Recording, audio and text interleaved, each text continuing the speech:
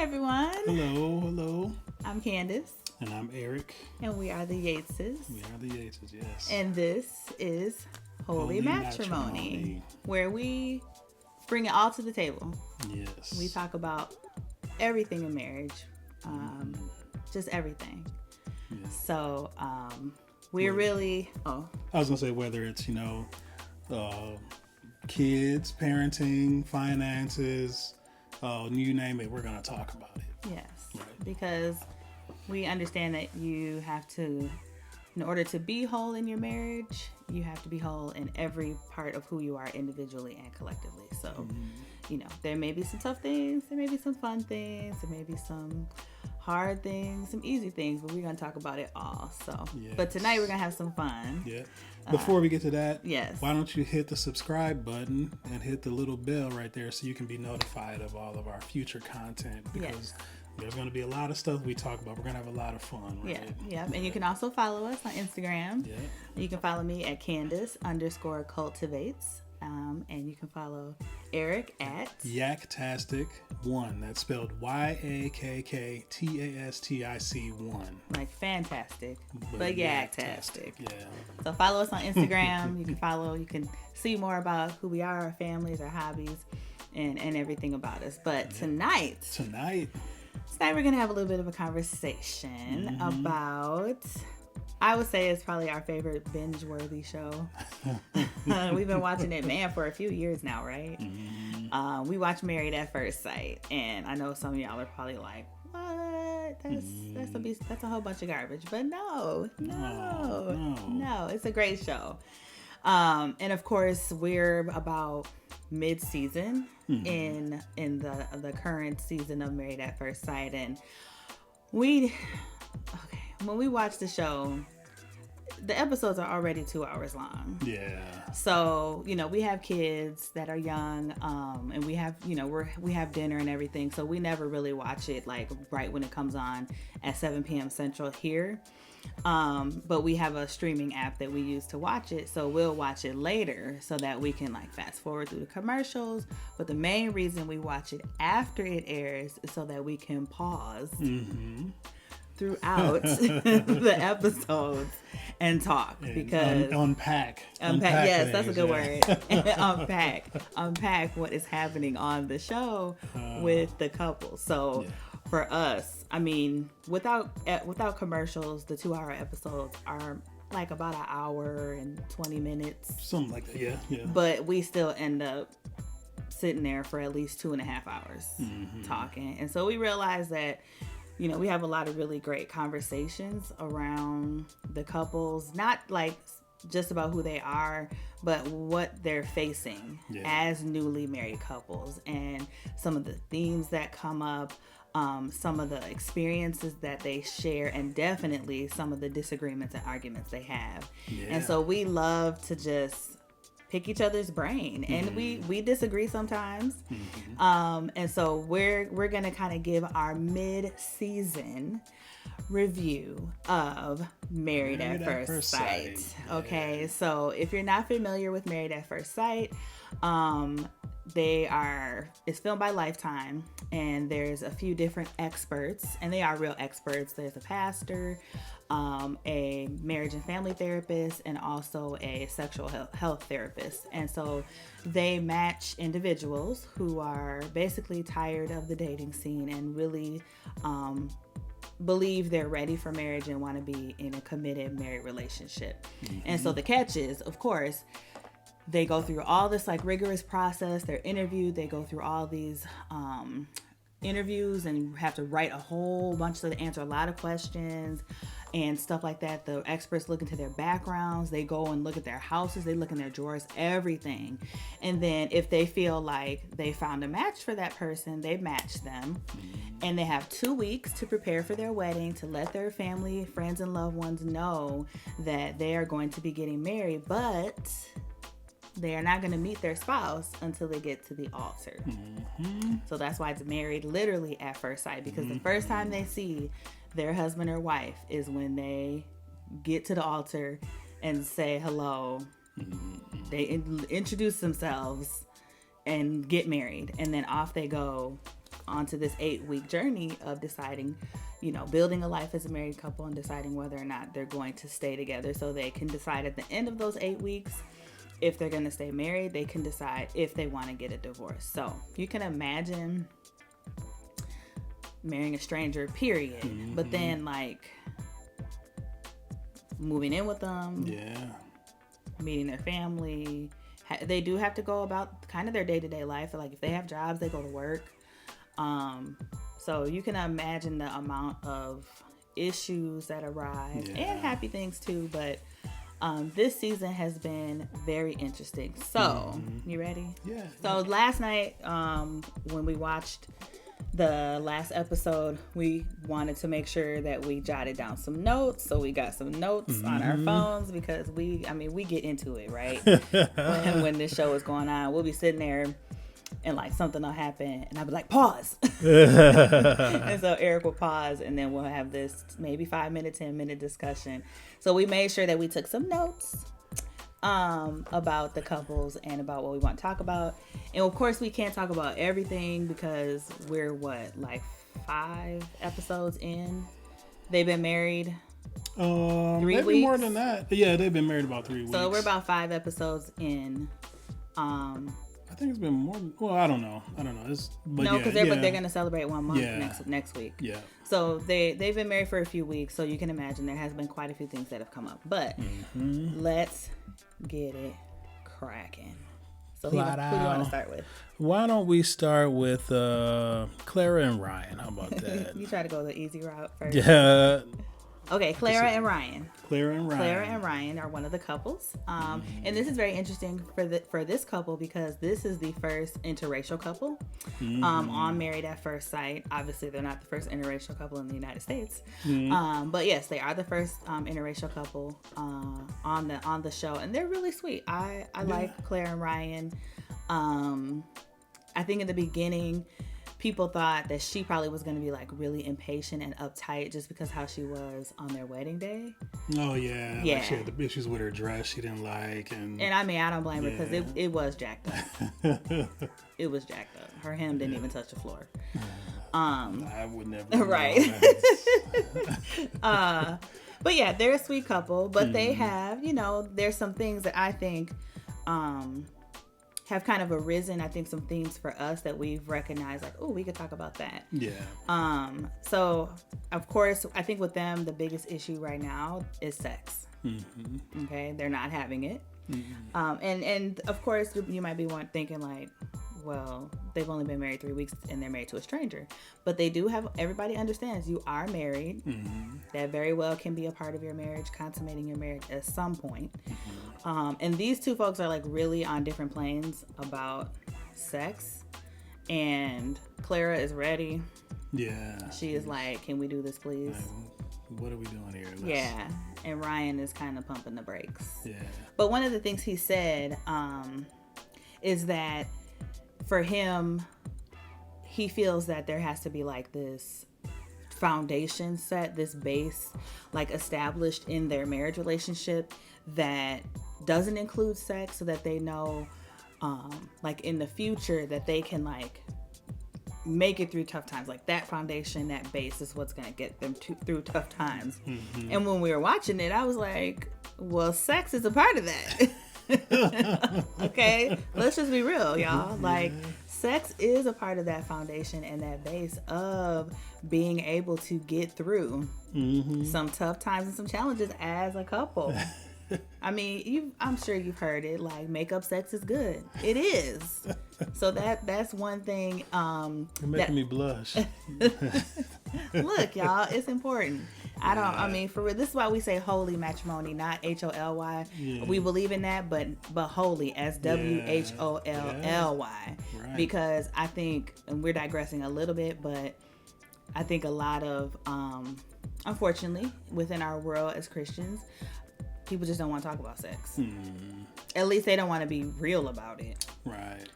But yeah, I'm just gonna leave it right there. Yeah. There's a lot of Christians, and I won't say who said this earlier this week.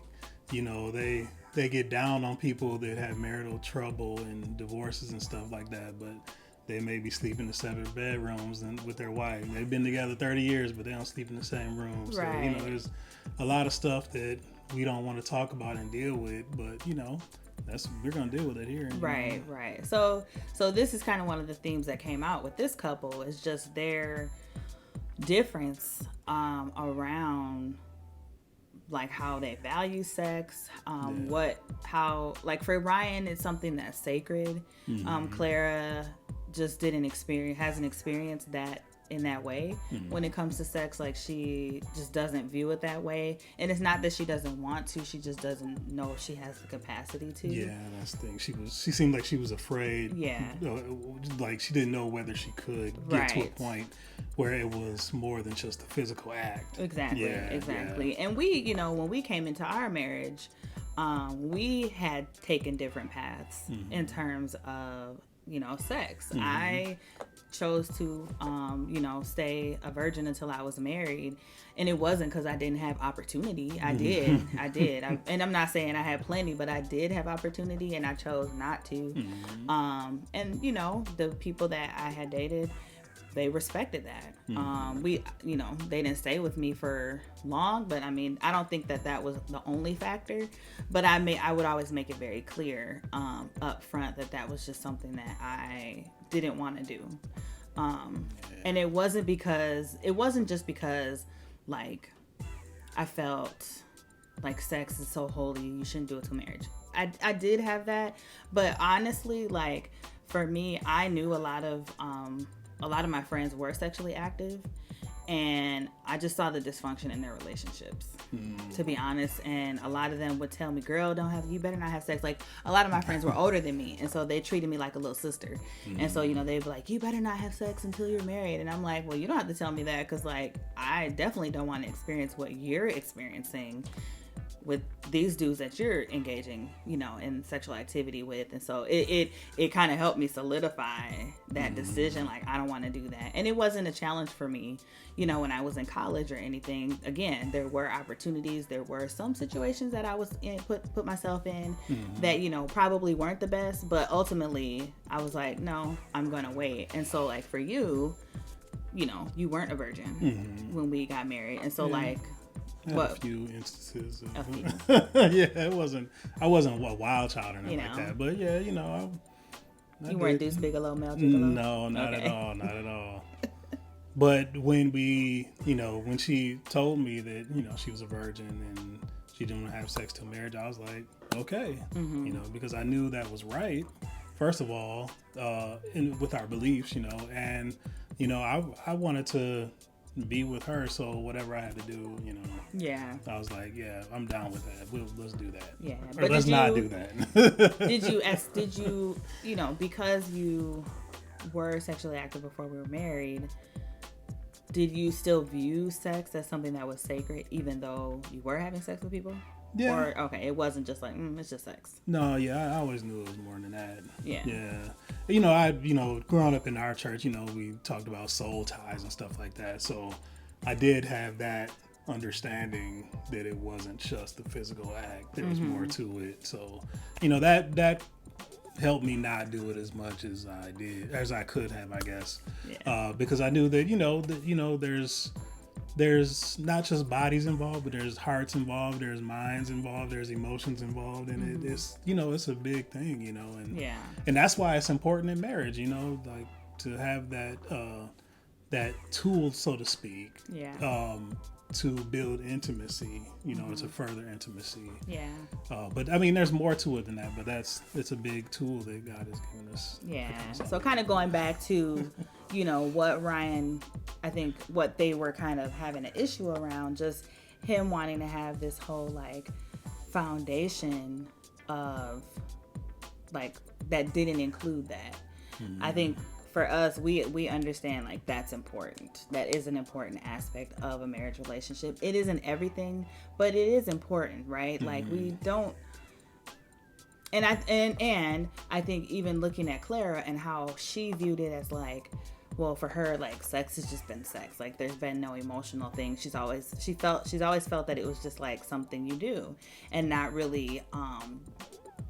She didn't really feel like there was any type of emotional connection. And I think, what was I gonna say? I felt like it's not everything, but it's also not just like something you just do. And there are some married couples, that's what it was. There are some married couples that may feel like, well, for us, like, it's just something we do. And I feel like there's something behind that, right? Like, I feel like if you get to the point in your relationship as a married couple and sex just becomes, it's just the sex, like, you know, it's just a release, it's just, you know, whatever, then I feel you gotta change it up, then you gotta do something different then. Well, yeah, I mean, and I feel like you gotta unpack, like you said, you gotta unpack some things. Yeah. And there's more to why it's just become just sex. Right. And, you know, there may be some things that you gotta work out with yourself, your views, and like, how do you view your sexual relationship with your spouse? And are you guys openly communicating about it? Are there some things that you don't like that you haven't been honest about? And so then it's like impacting your like willingness and your enjoyment in your sexual relationship, because if the two of you aren't communicating about what you like and what you don't like, that can, you know, that can mess things up. Yeah. Feel free to jump in anytime. Oh, no, that's all good.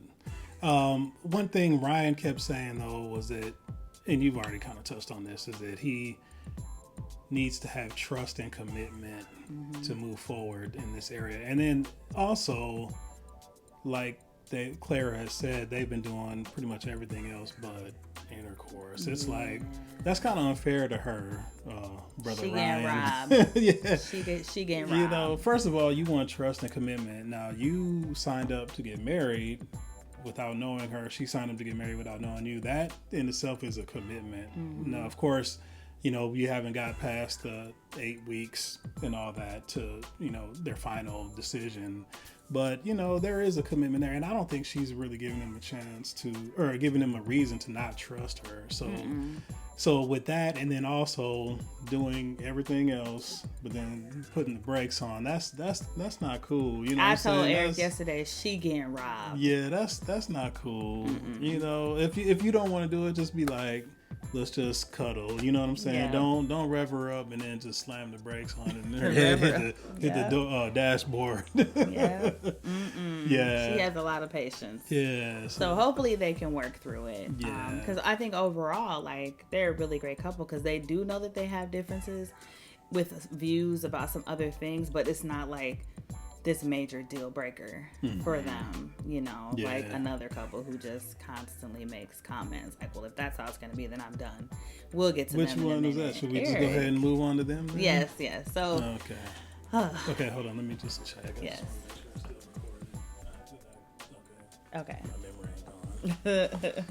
Okay, so the next couple. Yeah, so Erik and Virginia. Yeah. Erik and Virginia. You want to start off with them? Yeah, they're interesting couple. They seem like they get along really well for the most part. It's just that there's a few issues that continue to come up, and Virginia wants to talk about them a lot and deal with them, and Erik doesn't seem that resistant to that.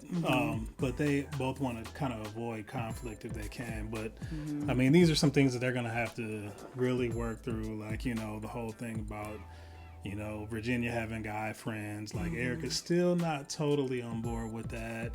So what is your thought? Like, what is your thoughts about that? About as a being married and, you know, your wife having her own guy friends. Not we're not talking couple friends. Right. Where, you know, you two are friends with him, or him and his significant other, but she is friends with a guy. She has her own friends. And in this case, I believe they are all single. Because, I mean, she was just single herself. Or I believe her whole friends group is single. Right. I don't know. They haven't totally confirmed that with all of them. But I can't imagine them being married, because would their wives want them hanging out with her? Yeah. Oh, that's true. Maybe. Yeah. Unless they all hang out together. But then that's not a couple friend. That's not an individual friend. That's a couple friend. Right. In some ways, I can see where Erik is coming from, because it's just a little weird to me for a woman to be married and still like kicking it with her guy friends, unless she's including her husband in those, you know, kicking at times. So I can kind of see where he's coming from, but his method and his choice of words is a little off-putting in my mind. You know, it's almost like he's giving her ultimatums and saying like, this is how it has to be. These are my rules. He used the the R word, and she was like, so you got rules. So we're doing rules now. Yeah. And it's like, okay, she's still a grown woman, you know. So maybe he has to, you know, walk around that a little bit more gently for her to come on board if he really wants her to. But I don't know if it's going to work, though. I mean, and the reason why I say that is because she's very independent. Yeah. She's been living her life, and she's got a connection with these guy friends. But at the end of the day, what really is driving it, in my opinion, is his insecurity, because he admitted about being cheated on in pretty much every other relationship he's been in. Yeah. So with that coming out, but they were able to discuss that too. Yeah. They were able to both, you know, kind of pour out their hearts, and we started to see reasons why they did what they do what they do. So hopefully he can work through that. She can maybe be mindful of that with how she communicates with him, and he has to do the same thing too, because he, you know, didn't hit her up when he went out of town too. Like she wanted to. But he's definitely got to deal with those old wounds of being cheated on, because it's going to be hard for him to trust her. Yeah. If he... I think it's interesting that, like, with them, they seem to, like, hit it off. They kind of have this passion for each other, but they're having, you know, these communication issues. They're having these things come up where I don't agree, and it's causing a lot of friction in their relationship. But they kind of fall back on the fact that, like, they're so attracted to each other and they're so passionate about each other. Right. Where then, kind of going back to Ryan and Clara, they are not having sex yet, and so they are able to really, like, talk about their disagreements, but it's not like sex isn't the fallback. Like, it's not.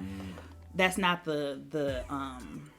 that's not what's kind of keeping them together. And I think maybe that's kind of what Ryan's thing is. Right, it's like, maybe he feels like they have some differences that he's not quite sure if they're gonna really cause a problem to the point where maybe they shouldn't stay married. So he's kind of like, I don't want to have sex yet, because I don't want it to get, just to make things messed up and gray. Because I feel like Cloud's judgment, maybe. Yeah, I feel like Erik and Virginia, they even admitted that they just have a really hard time talking about tough things. Yeah, and they did some work this last episode to be more vulnerable with each other, but I think the fact that they jumped right into it, like on their honeymoon, I think, like, and having sex with each other, which is fine because they're married.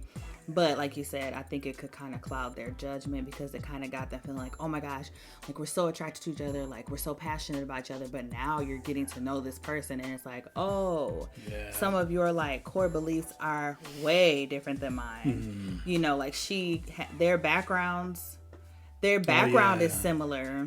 Right. But she has really departed from that background.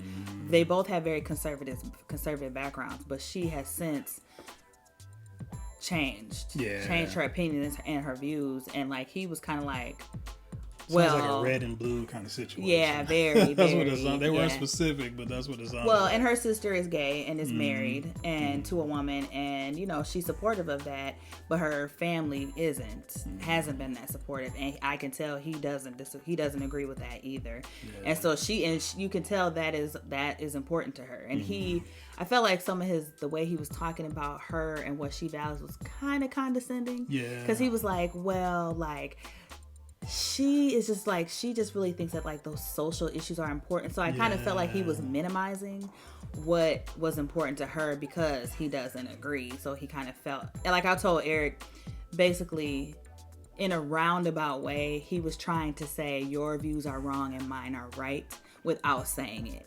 Like, well, he was like, well, I have a military background and this is my life, and, like, what I have to worry about is like significance, very important to me. And like what you have, that's for you. And so I kind of feel like it's never going to be good enough. Like I'm not going, and he said it, like, I'm not going to believe that. Yeah. And it's never going to change. Like, and I believe my beliefs are true, and that's it.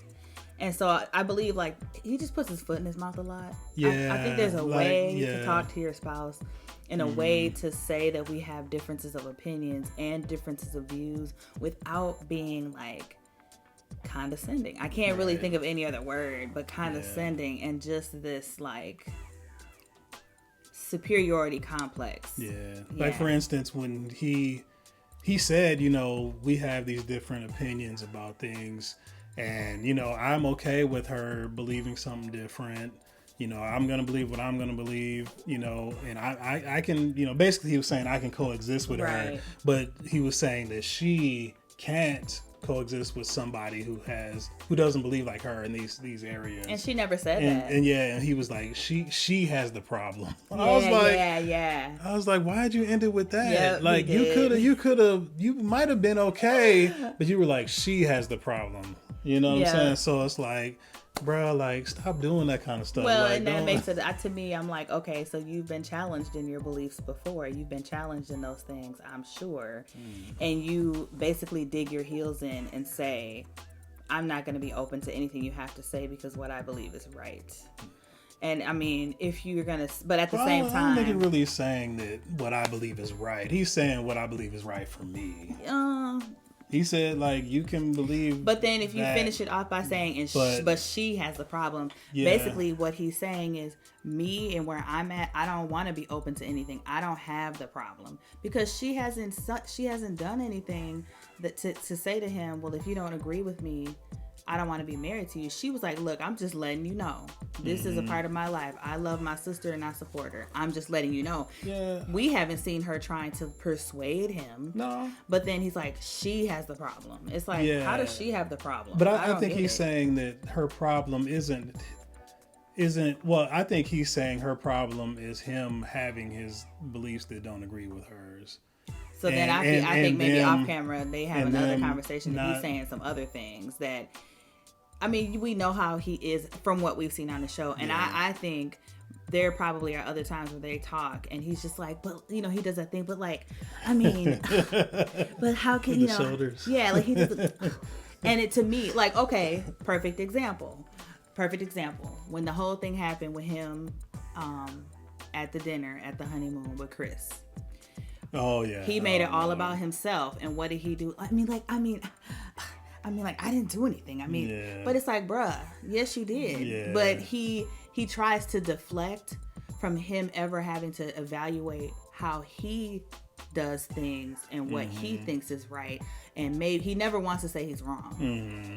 And so that's why I feel like when he said she's the one with the problem, is what he's saying is, well, there can never be anything wrong with what I believe because, like, what? Yeah, I mean, I know I'm reaching, but I feel like his pattern of behavior shows that. Yeah, guys and girls can never be friends. No, I don't totally disagree with that. I understand where he was coming from in the sense of if you have friends that are of the opposite sex, at some point, somebody has entertained the thought of could there be more here. That's all I'm saying. Mm-hmm. I'm not saying that guys and girls can't be friends. But at some point, somebody has looked at the other person and was like,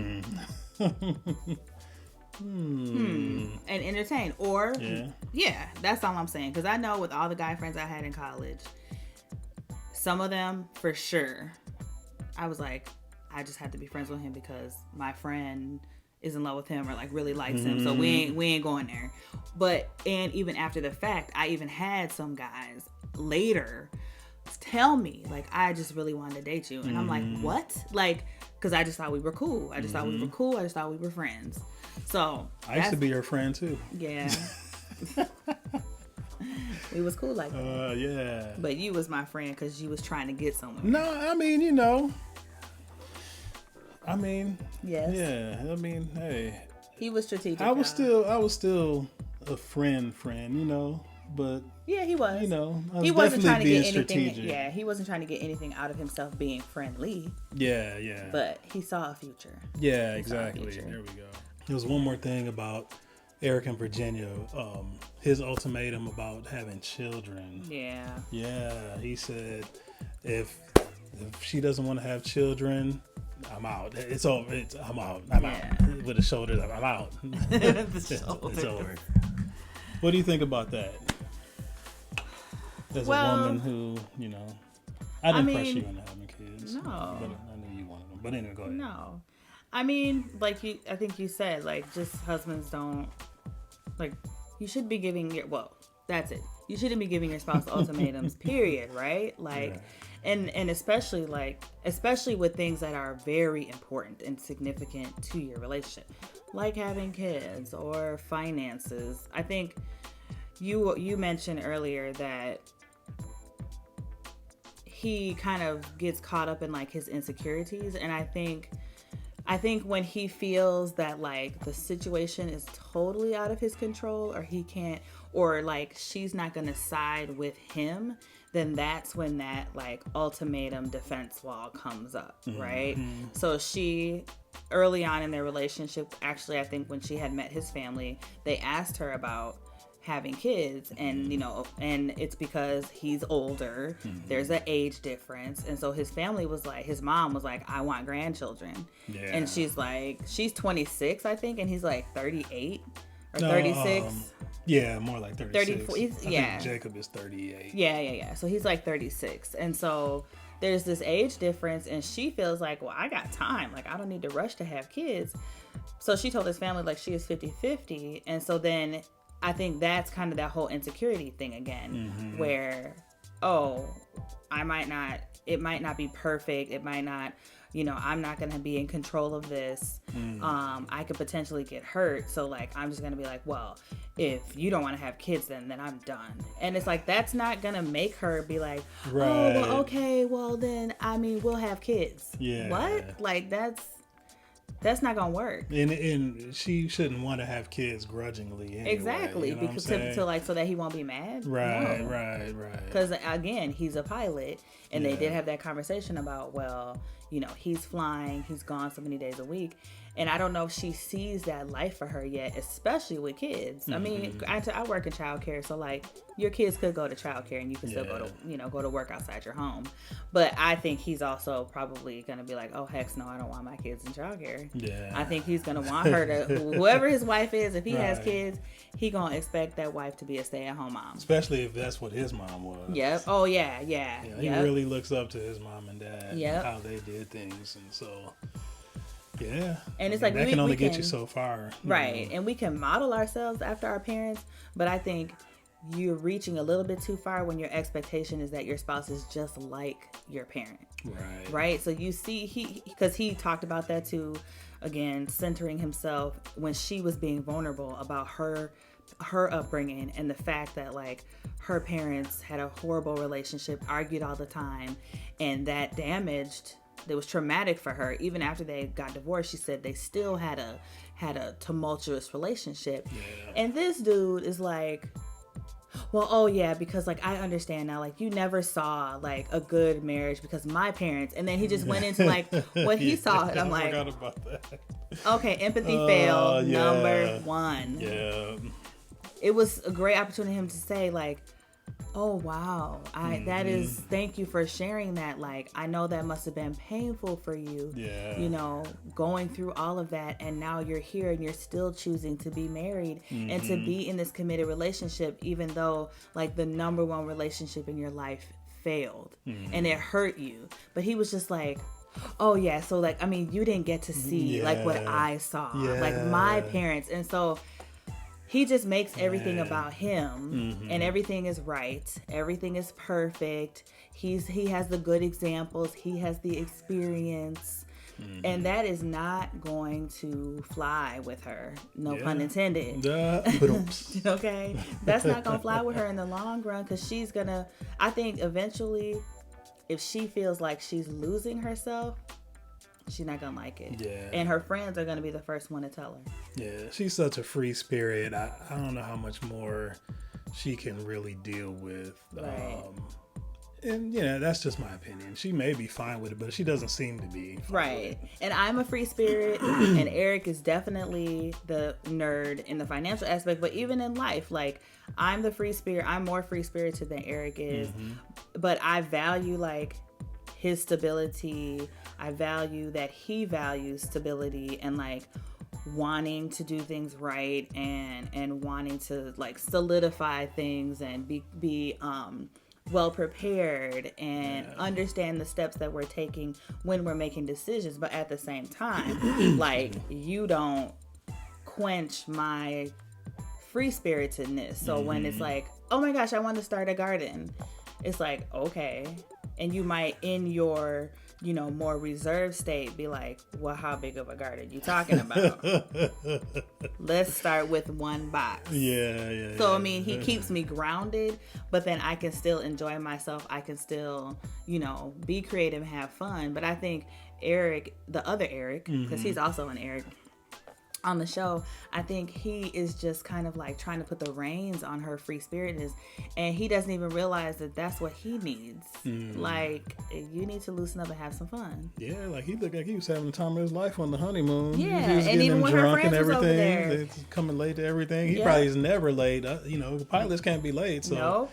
He was probably like, man, this is cool. Yeah. So but they got to have a balance, though. But yeah. Yeah. And he's, they both said they love each other, and they care for each other. So there is hope there.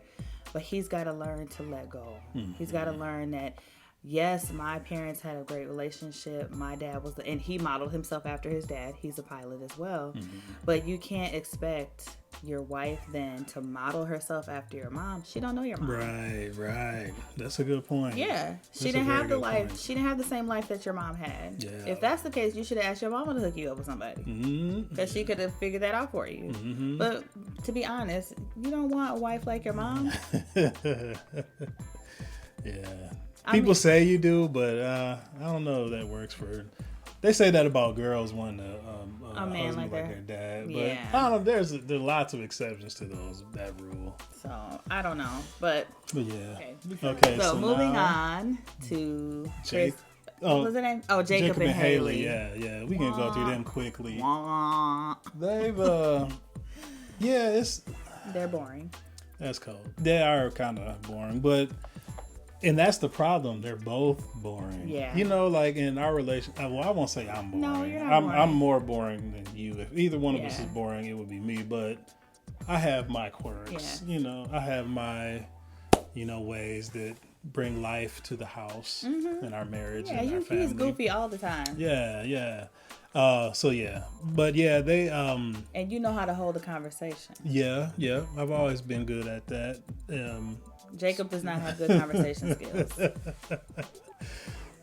Well, I don't think Haley does so well. But the thing is, okay, she said that normally she really easily connects with people, and she has no problem with that. But she has a really hard time connecting with Jacob. Right. And the one thing we talked about is that this is another couple that has a very significant age difference. Right. Like more than 10 years. Yeah, they gotta stop that. Yeah, more That's than 10 not years. Fair, man. And but the thing is, they can't relate to each other. Yeah. They can't relate. He is like beyond the 80s fanatic, right? Like all things. He wears all the graphic tees and he has the neon lights in his man cave, and a lot of his jokes and references are like 80s based. She was born in the 90s. She not gonna get any of that. But I think it's deeper than just him loving the 80s. I think a lot of times when you have such a significant age difference, the mindsets between the different generations are different. Like, people always talk about millennials this, millennials that. Yes, millennials have a different way of thinking than we do. Right. You know what I'm saying? Well, so I'm kind of a millennial, but okay. Yeah. But, like somebody at my job who just turned 30 compared to me who's 43, like our ways and our thoughts even about work can be a little bit different. Yeah. Oh, yeah. And so I think that's what the main thing is. Yeah. If she was born in the 2000s and he was born in the 90s, I think we could still have an issue like that. Oh, so yeah. it's not so much. But I'm just describing the difference between them because his whole persona though is steeped in this like decade. Mm-hmm. Like he's proud of that. Mm-hmm. He's proud that he is just like, I don't ever want to leave the 80s. Mm-hmm. And you're married to somebody who, yes, we do know people who were born in a different generation and they they had like developed a fascination for like a previous decade or generation and learned all about it, right? Mm-hmm. I mean, there's lots of people who do that with the 80s. Yeah. She just wasn't one of those people, and it is just, it's off-putting to her. It's very off-putting.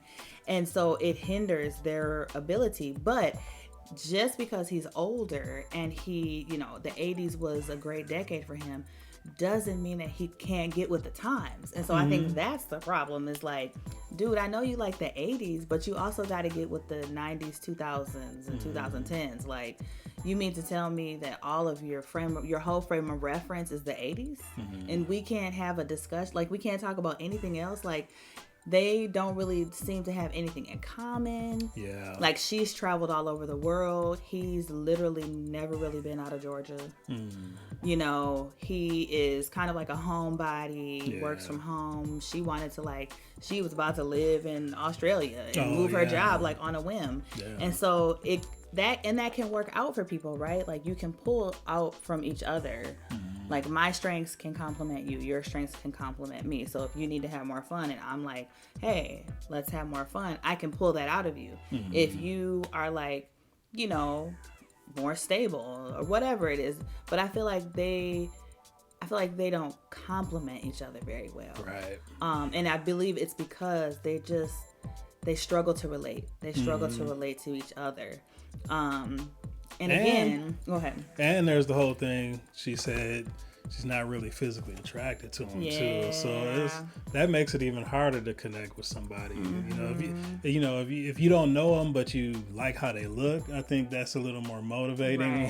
Right. if there's not a natural connection, but they don't have a natural connection, and she's not physically attracted to him. So I kind of feel bad for her. Well, and I think part of her not being physically attracted to him is that look he always gives her. Where he's always sitting there like,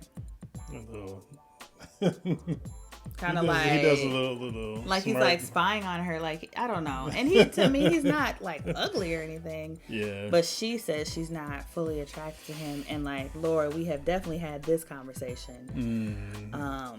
Zach and Mindy. Well, yeah, about can you build attraction? Yeah. Also, I guess that's a good segue into the next. Well, I still want to stay on that build attraction thing though, because that's the issue, y'all. Like, don't try to fool yourselves and think like, oh, I'm not fully attracted to this person. Maybe someday I will, just because they have all these other great qualities.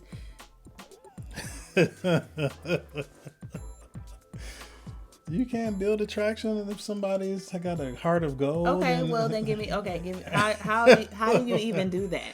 What? How do you build attraction? Sometimes somebody just treats you really nice, and they're funny. Yeah, they're fun. They got a sense of humor. Well, she doesn't like his sense of humor. Right. They might start looking better to you. But you and I are a good example, okay? What? Because in college, I didn't like you like that. Yeah. I didn't like him. I didn't like him in terms of like, ooh, I want to like get to know Erik and date him like that. But I had never at one point thought you were unattractive. No. Okay. No. So it's not like stop. It's not like, oh, we were cool and I was just like, I just wasn't attracted to you in the sense of like wanting to date you, right? But I never was I never found you unattractive. Like and I don't think that that's realistic.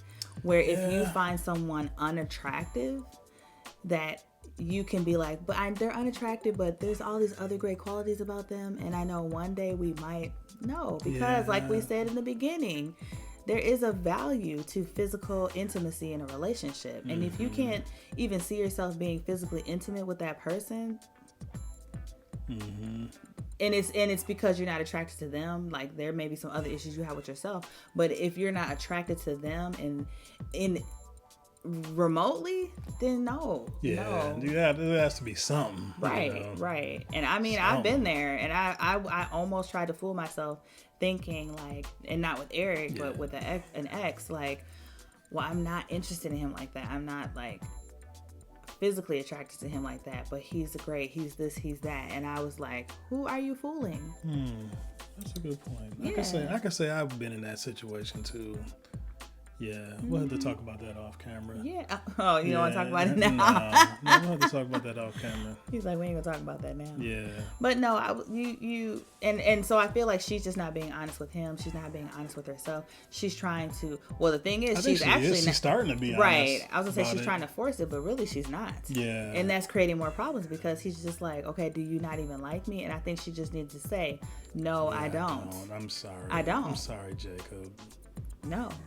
And he also has insecurities. Yeah. You know, that come out. Yeah. You know, he said he was always the one that women used to cheat on their boyfriends with. Mm-hmm. Oh, okay. He was always number two. He was always number two, yeah. And I guess maybe they thought, oh, that's great, because she said she was always the bridesmaid. No, not a good match. She was single for 7 years, and then she decided to do this. No. Yeah. She needed to be matched with somebody that had more of a personality, because he is dry. Yeah. Dry as a powder house. Dry. Okay, let's move on and talk to last but not least. But did we get everybody? Everybody but Jacob, Erik, Ryan. Oh, Vincent and Brianna. Yeah, oh my gosh.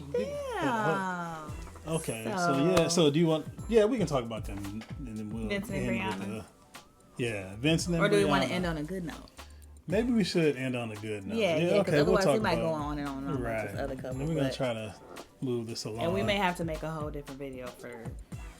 Yeah, because there's a lot of issues that could be discussed with Chris and Paige. Lots of dysfunction, whether it be intentional or not. It's still dysfunction. So misrepresentation. So yeah, what do you feel about it? I'll let you go first. I'm trying to think, where do I start? No, I'm not even gonna go to my notes because that's about the show yesterday. Just speak from your heart. Speak from my heart. Okay. I think, actually, I'm gonna keep it real, y'all. I think both of them put up a front in their process of getting on this show. Really? Okay. Mm-hmm. And I say that because I think Paige, well, I don't know if she intentionally did. I think Paige is highly disillusioned. Highly. About divine opportunities in finding your spouse and being matched to marry someone. Like she believes that God wanted her to be a wife, and so because he wanted her to be a wife and she went about it this way, that this is all God's doing, right? So like, I need to stay because God wants me to be a wife, and that means that I need to be supportive of my husband. I know we're gonna have challenges, this, that, or the other, and I think there's an element of like not being accountable for your own choices, right? Where, and I just think there's just this whole like disillusionment around God bringing you your spouse, okay? And unfortunately, I think that's why a lot of women, especially in the faith community that we're a part of, are single.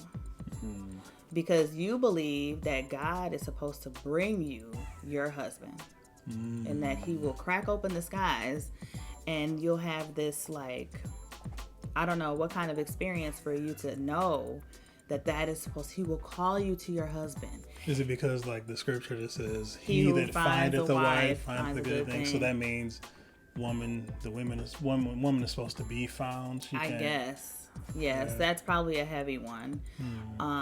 And just, I think even just the way God is painted in some ways of like, God is in control. God is sovereign. God is the one that blesses. and we don't take into consideration like our humanity and who he created us to be, right? He created us with a free will. We make choices. Right. That we make choices. Mm-hmm. And so like she chose to be a part of this process, to be married to a stranger. Because my thing is like, okay, if you truly believe, like, I have been praying to God, I believe that God wants me to be married, wants to be a spouse, and to me, that is a very, like, in our modern day time, that's a very traditional outlook in terms of like marriage, right? That's traditional. So if you have this whole like traditional outlook in that sense, why didn't you go about finding your husband traditionally? I mean, and it's not a problem with it, and I just feel like that's easier said than done, though. It is. No, I mean, there's a lot of services, dating services. There's a lot of ways where you can go about finding and meeting somebody so that you can get to know them, and then pray and ask God if it's the one for me. You know what I mean? Like, and that's what I'm talking about. Okay. Where it was like she did this process and it was like, oh my gosh, I've been praying, and when she got matched, she felt like, yes, God answered my prayer because I applied for this show and they matched me with something. So that means that God is in this because I got matched. And it's like, how many thousands of people do you think applied to Married at First Sight who believe in God and who prayed and were like, I believe this is what I'm supposed to do, Lord, and if it be your will, all that kind of stuff. And she said, if it be God's will, and they didn't get matched. So then are they going to think, well, God doesn't want me to get married? No, because there's other humans that were deciding who you should be matched with. Okay. And the other humans, based on the information you gave, were just like, no. So, I mean, I'm not saying that there's not an element of godly influence, but I feel like she's so hands off. Like, this is God's doing. He wanted me to do this. And so it put her in a situation of like, okay, honey, but you're being psychologically abused. Right. Deeply. You're being psychologically abused. And you're falling back on... Almost verbally, too. Oh, yeah. Psychologically, emotionally, verbally, you're being abused. Borderline sexually. And you're falling back on, but this is what God wants from me. Are you sure? Like, are you really sure? Yeah. I don't. So, I mean, yes, there's blame, or there are issues with both people. But... And like I said the other night, like I'm getting tired of rooting for Paige. It's kind of like I'm done. You gotta at some point you gotta see through and see all of this is BS. Yeah. You know what I'm saying? Like you gotta. But that's why I'm saying like in the beginning everybody was like, oh Paige, oh my gosh, she doesn't deserve this. Yeah, she does. No, I'm not saying like literally. I'm not saying literally, but it's just she is also an adult who chose to be a part of this process, and she chose every single time he did or said something stupid, she chose to stay. Yeah. So I'm not saying she deserves to be abused, but I'm saying she made choices as well. Like I felt like in the beginning we were all rooting for her because we felt that she was just this helpless victim. Like, oh my gosh, why is he doing that to her? That's horrible. But you keep making excuses for him. Yeah, like even, she was about to say I'm done or whatever. Then the producer was like, go tell him you're done then or whatever. And she went back over there and let him win her back basically. And then he didn't even call her after that. It's No. So she keeps saying, what are we doing here? What are we doing here? But then later on, he's like, I want you to lead Bible study or whatever. And so now she's like, oh, this is what I want. Like, come on, man. Yeah. There is blame on both sides. She's allowing him to come back with these little superficial things. He brought her some Harold's chicken, made her teach the Bible study. You know what I'm saying? So she's got to realize, like, this dude is not... He's playing games is really what he's doing. So, and she's allowing herself to get played. Yeah. So it's hard to continue to, you know, like, you know, you may have a friend that just keeps messing with knuckleheads, and you try to let them know or whatever. Right. But after that's a while, what you're I'm kind of just concerned like, about with the show, though.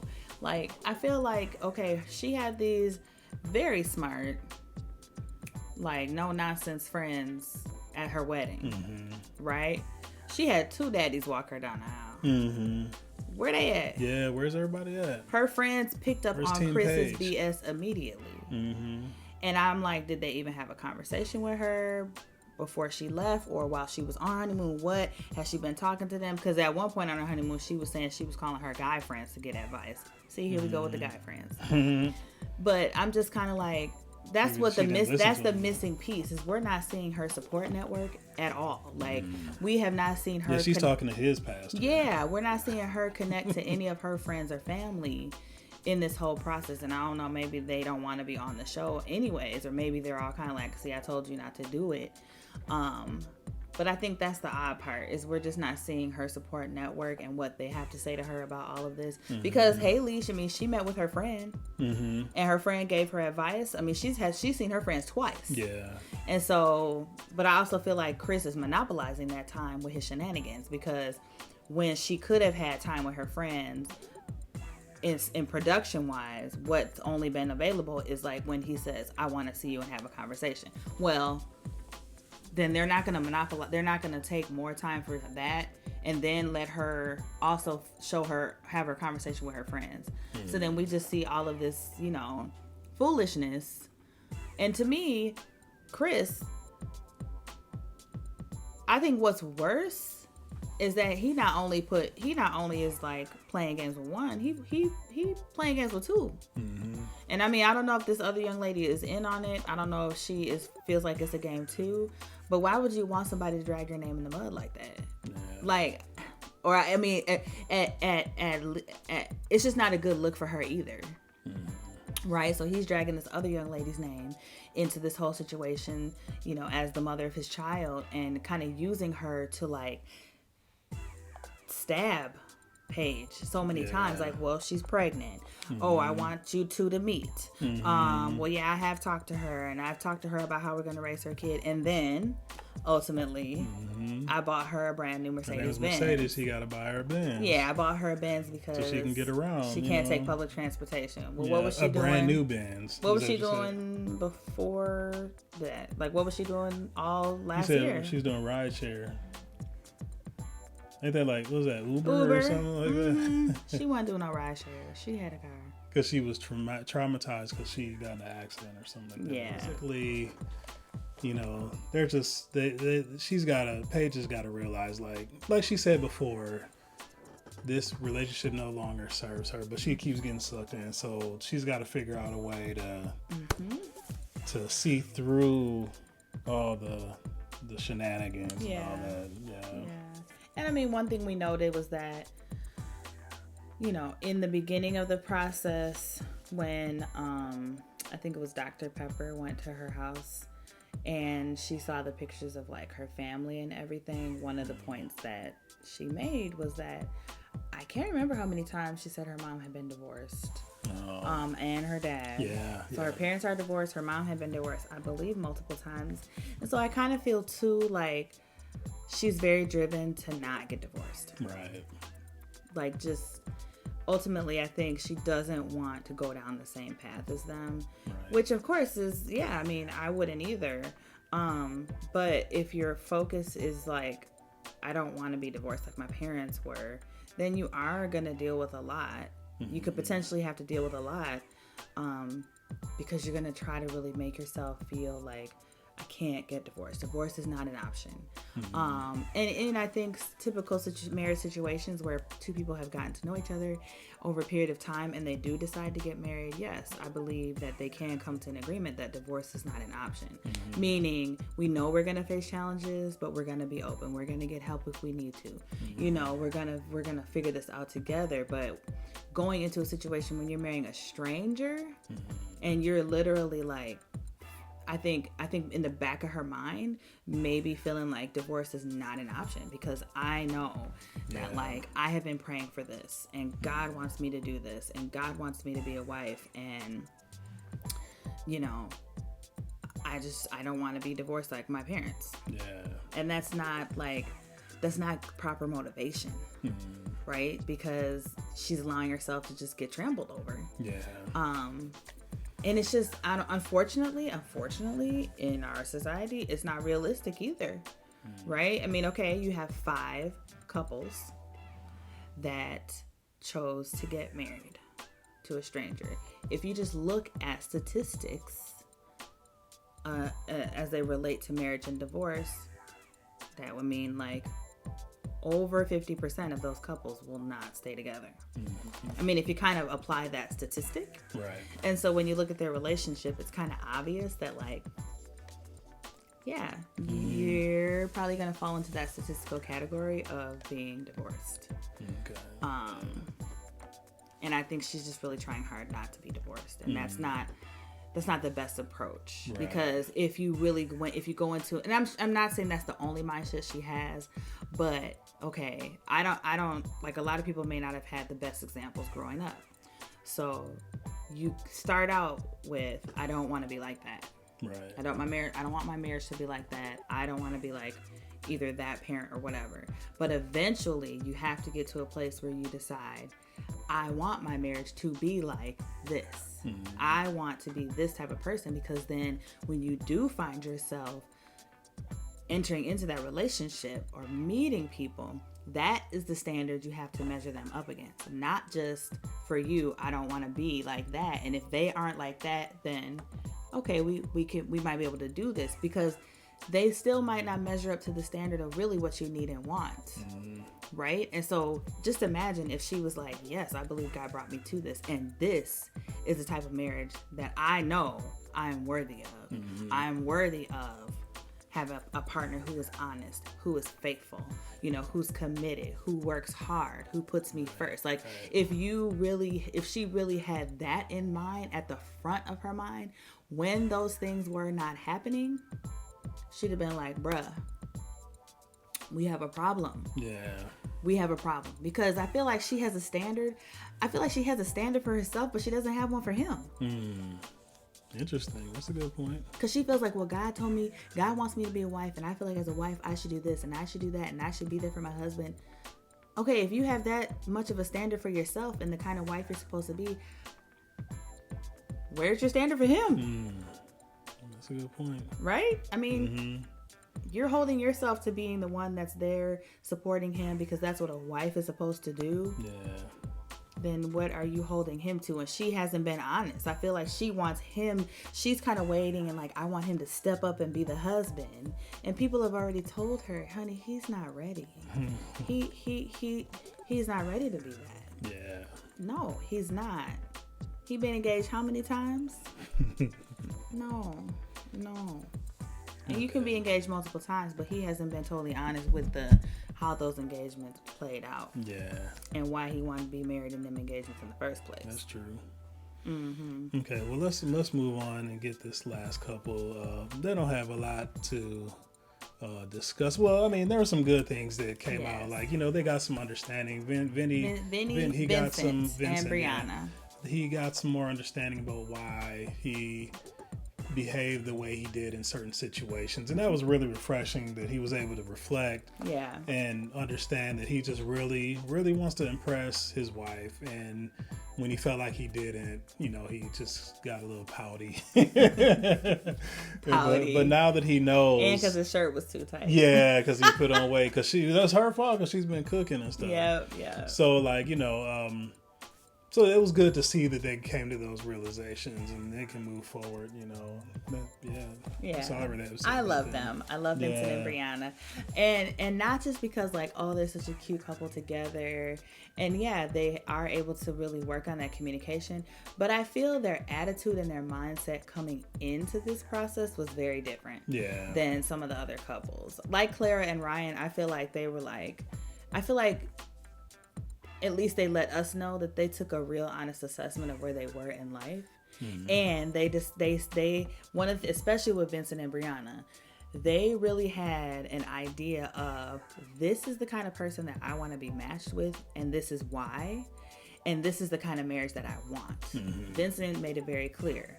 I need somebody who's going to have my back, who's going to support me in my endeavors, because when I stepped out on a limb, my previous relationships, they didn't support me. They felt like me taking the non-traditional route was foolish, or they just, you know, so, and same with Brianna, like she understood that she had trust issues in the past, and that in order for her to be in a committed marriage, she had to learn to trust the other person so that she could be herself. And she knew she was bossy and that she has to watch her tone. And so I feel like they had a very like well-rounded idea of, I know this is going to be hard.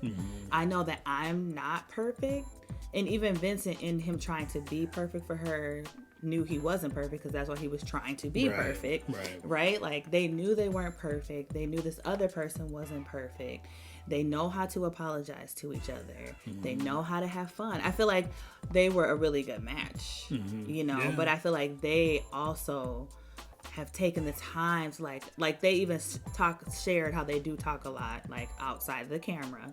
And that's why, like, they have like these tiffs, but then like the next episode, everything is fine. And we're like, oh, and then they'll say, we talked, we understood this and this, I apologize, whatever. And they take the expert's advice. You know, Haley and Jacob didn't take the expert's advice. She said, kiss each other goodnight and good morning. And Haley was like, no, I ain't doing that. Now, why weren't you honest with Dr. Viviana when she told y'all to do that? You should have said no right then and there. Because Dr. Viviana would have said, well, then if that's the case, there's no hope for you two. But back to Vincent and Brianna, I think they're just a really sweet couple. I love that they have cultural differences, and so like they're teaching each other like about their cultures, and like Vincent has the little board with 4 Spanish words on it, teaching her Spanish, and she respects that, and she wants to learn, especially because his mom, it looked like his mom was not like fully bilingual, and so like, you know, she wants to become accustomed to his culture and not just expect him to like, well, we're married now, so like we have to be a family. No, she understands you're a part of his family, he's a part of your family. So yeah, I mean, I know they're gonna have some challenges, but I can definitely tell like, they're gonna be good. They're gonna be good. And Vincent is just like head over heels in love, so he is so in love with her. Yeah, it's funny because like her little squeaky voice sometimes I'll be like, ooh, Jesus, like, that's a little too much for me. But I am married to her and she's still sweet. So I'm excited for them. And that's, you know, the good thing about this year's Maths is that, you know, we have them. We have them to give us hope. Like, because some of these other couples, Lord, like Pastor Cal be sitting there like, he'd be like rubbing his forehead, like, what happened? You know? So. Well, all right. That's it for episode 10, right? Episode 10. Of Maths? Oh, okay. We kind of went all the way up to 10. So next time we'll just talk about 11. And we'll be able to maybe just dive into like one subject or so from 1 or 2 subjects and not have to go couple by couple. We don't necessarily need to talk about all of them, but you know, if you're not watching Maths on Lifetime, feel free to watch it. It comes on Wednesdays at 7 p.m. Central. And we're giving them free advertisement, but that's okay. Just don't forget to like, subscribe, and share. You know, you don't want to miss our upcoming content that we're gonna have for you. So take care. Thanks for watching. All right. Bye.